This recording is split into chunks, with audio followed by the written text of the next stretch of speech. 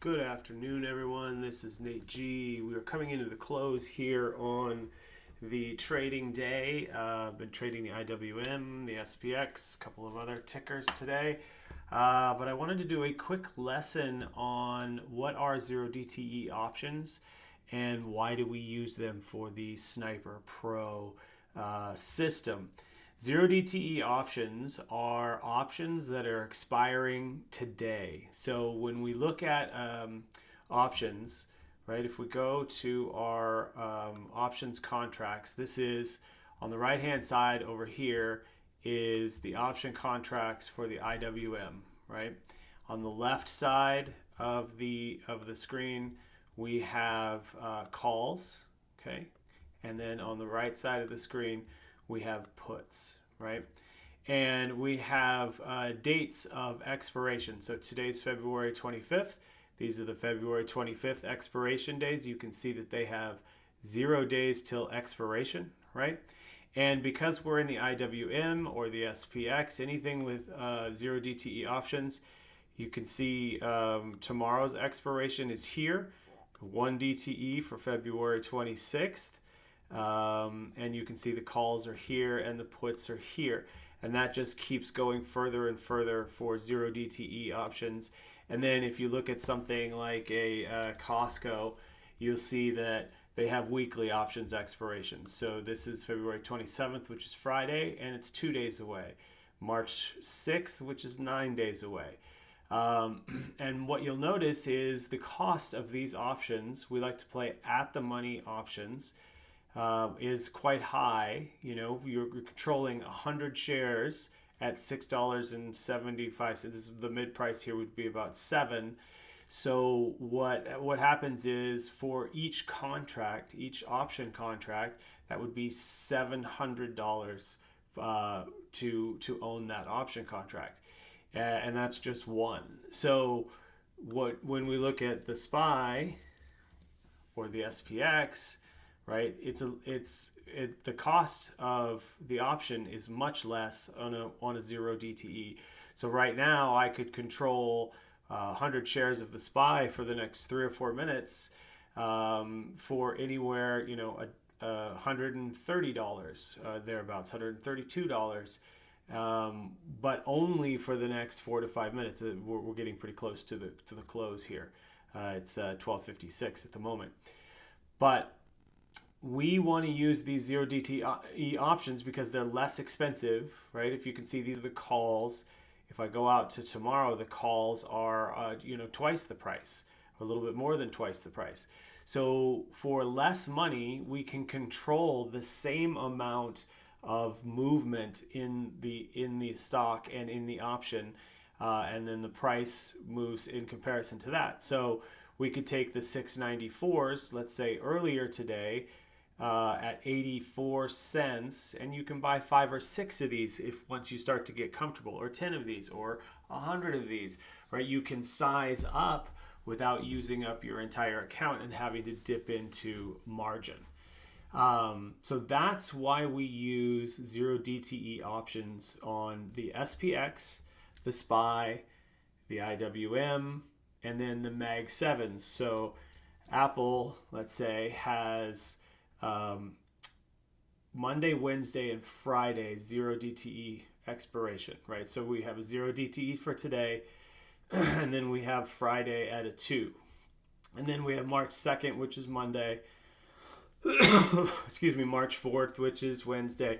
So on days Monday, Wednesday, and Friday, not only can you play SPX, SPY, IWM, QQQ that all have 0DTE options, but you can also play Apple, Nvidia, Google, Meta, Microsoft, any one of those MAG7 stocks. So that's why we use the 0DTEs for trading. And the way I like to do that is I'll use a 0DTE option until about 2 p.m. Eastern time. And that's because as we get throughout the day, the intrinsic value in these options deteriorates. It's what's called theta decay. You can see this column here is called theta. And theta is time decay, and it ramps up faster on actual expiration days, or the closer you get to expiration. So not only is it ramped up faster during the actual whole option day, but it's also ramped up as you get closer to the close, because anything that's out of the money is going to expire worthless, right? There's still going to be some value in the money, both on the put side and the call side, but we are in and out of these within 2 to 3 minutes, sometimes more, sometimes 10. But that's what we want to be able to use here, is slightly in the money options, usually just above the at the money line. There's the close, just above the at the money line, or just below on the put side, the at the money line. So the way we do that, and the way I choose to make these trades, is I need to get in and out of these fairly quickly, right?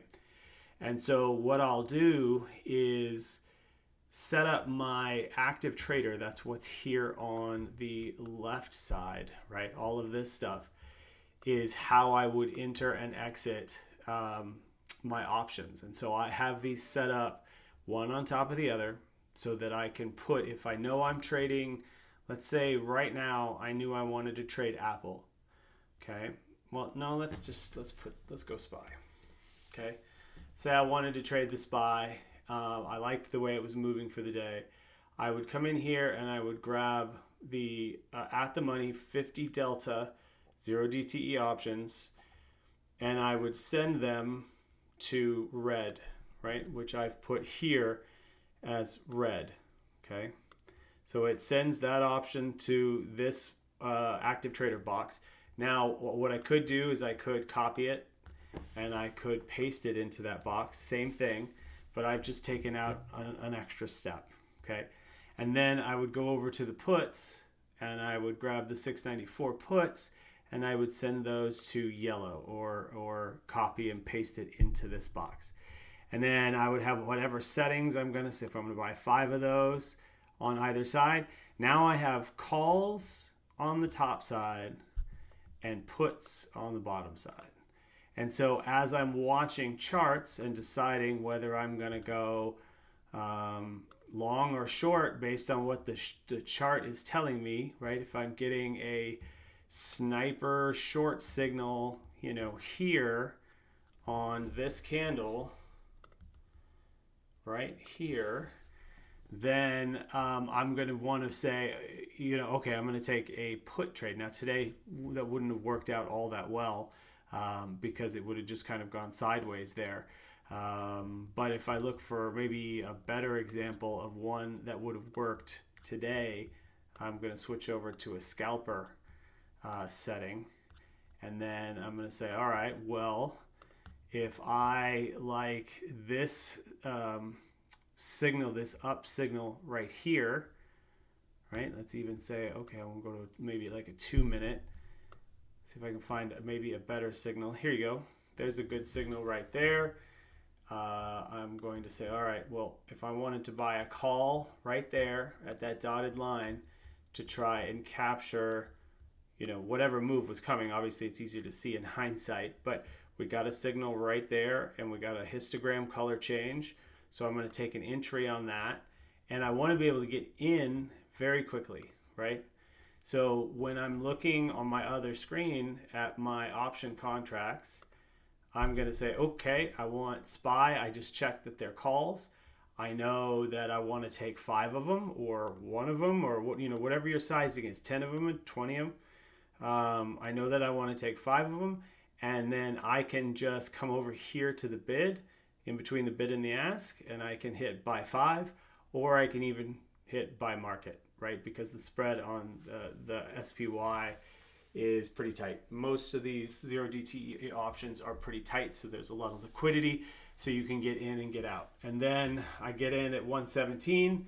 Let's say it goes in the direction that I'm hoping, and I don't have to stop out. And then I'm taking profits in, 139, 140 area, 10, 15%, that sort of thing. But I can see the whole trade here and get in and get out very easily, right? Same thing on the put side. And if I get in and it goes in a direction I don't like, I can easily stop out of it just a little bit below. And I can do that through either putting in a sell limit order or hitting sell market or even flattening the options. So, and that just takes me out of the trade as a whole. But this is how, from a sniper standpoint, we get in and out of options quickly.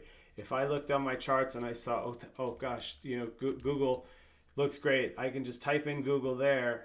I can grab the calls there, and I can grab the puts here, right? And now I've got calls and puts on either side. The market's closed, so it's not giving me a bid and an ask on the put side, but now I can have Google calls and puts up if I wanted to play that. Or if I say, okay, I'm watching the SPY, watching the SPY, so I want to have the 693 calls up and available, but I'm also watching Apple, right? And I'm watching Apple to the upside, right? So I put Apple in here, and then I come in and say, okay, I'm going to put also the 272.5s on my chart, and I'm going to put those on the lower part. So now I have both SPY and Apple calls. These don't have to be calls and puts, but I have them up so that I can watch those charts and wait to see if I'm getting the right kind of sniper entry. Now, you might have a different application. You might use TradeStation. You might use E-Trade. There's tons of other ways to get in and out of those trades. But that's how I do it. So I chart here in TradingView, and then I trade over on Thinkorswim using, it's a Schwab, but it uses their Thinkorswim system. I don't chart in Thinkorswim because it's just not as good. But that's how I do my setups. Any questions, please hit me up, and happy trading.